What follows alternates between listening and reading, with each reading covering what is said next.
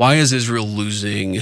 Why is Israel losing American public opinion? Well, the narrative is that Israel has a very disproportionate effect on American politics. Yeah, I see that. I see that narrative. I mean, I actually think that they look. Do they try to influence American politics? Yes, but like I said earlier, a lot of other countries do.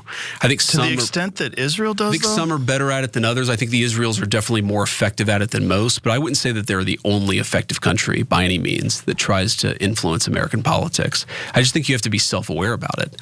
I mean, why wouldn't you? It's a country of 9 million people. We have 330 million people, and so of course they're going to try to persuade Americans. They're going to try to move Americans in one direction or another.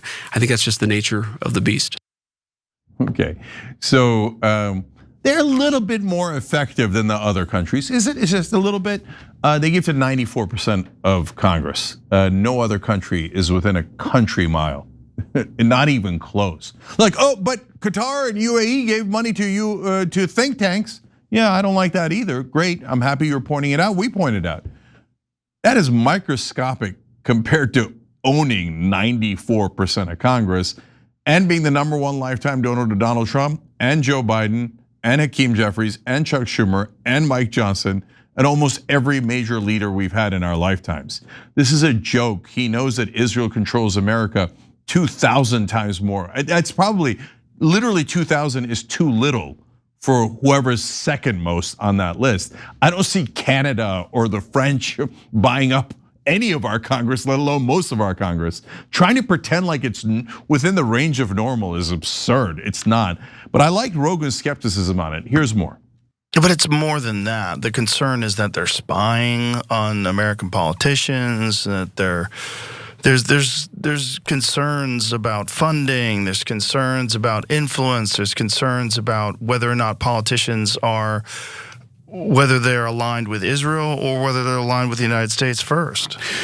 Well, there's certainly, like, I definitely get those concerns, but my sense is that the way that all foreign influence works in the United States is people try to manipulate American public opinion, and then from manipulating a public opinion, they try to get the outcomes that they want. I mean, this thing is a very good example of this.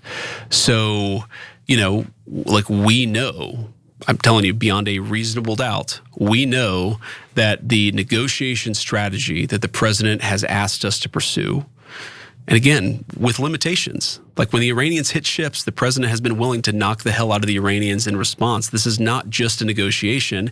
It's negotiation, it's military, it's all these things.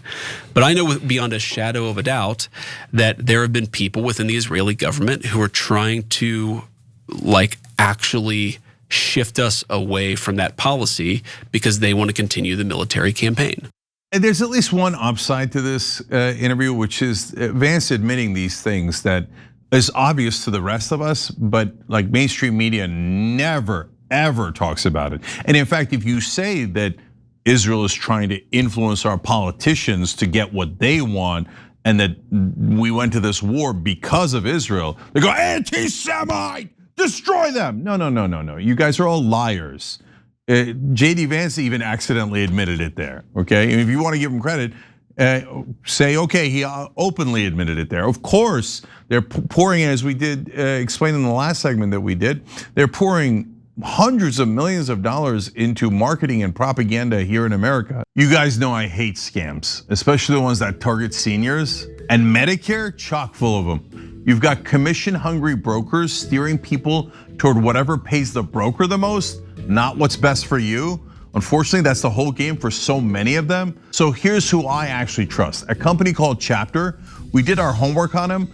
They're independent Medicare advisors, the only ones that compare every plan nationwide. The best plan for you is out there, and Chapter will help you find it. Folks who switched with Chapter last year saved an average of $1,100. Chapter's advisors are honest. They're not paid to just steer you to certain plans.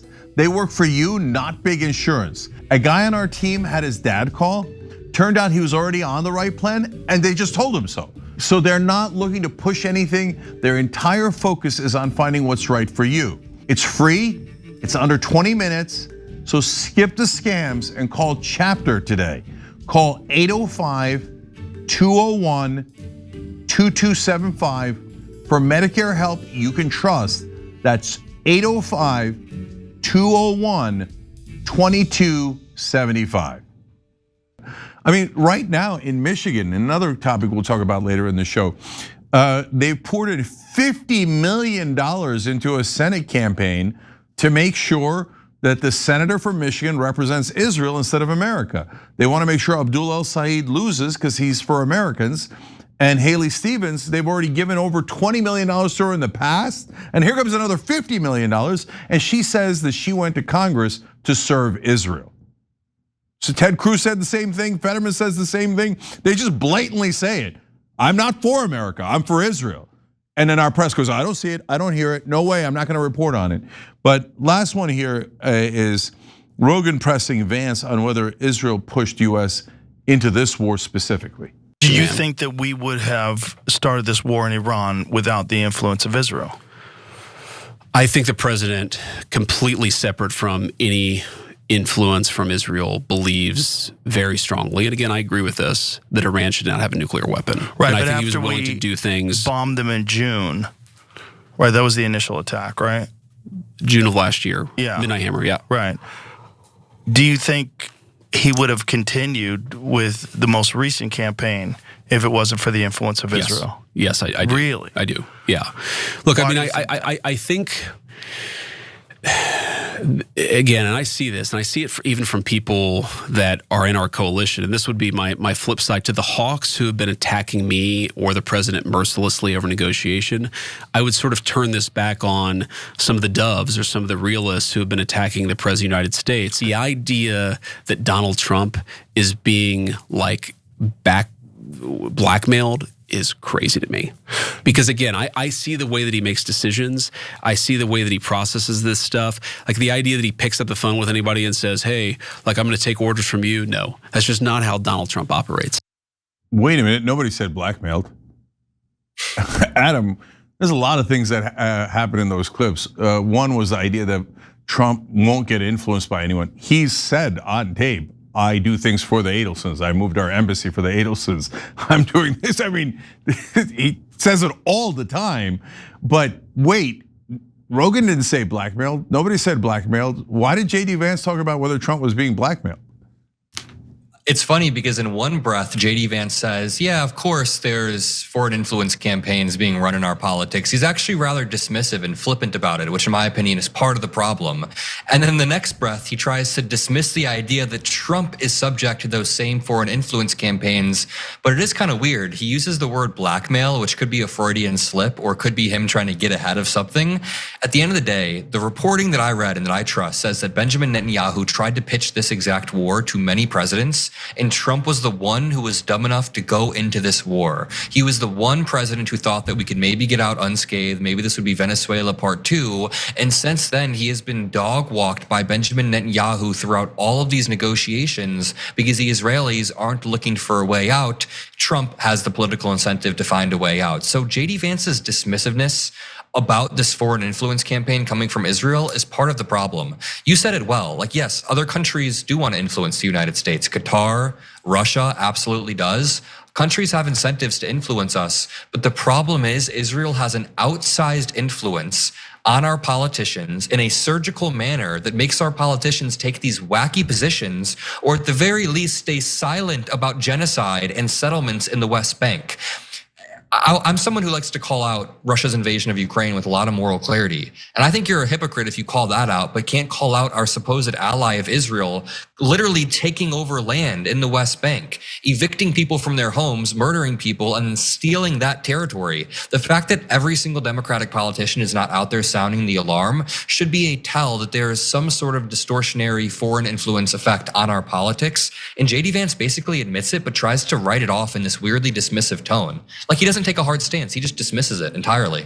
Yeah, so the 3 theories as to why Trump is doing what Israel wants in regards to Iran and let alone everything else is he's dumb and got manipulated into it, plausible.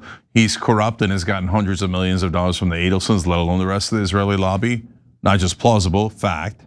And now JD Vance has introduced a third idea, which is that he's being blackmailed. Okay. By the way, it's not he's not the first to think of it. I said that might be the case a little while back, and of course, when we say it, outrage, right? But apparently, even the vice president thinks that might be an issue. So that's fascinating. Last question, though, Adam, and this one's not about Vance or Iran or our foreign policy. It's about Rogan.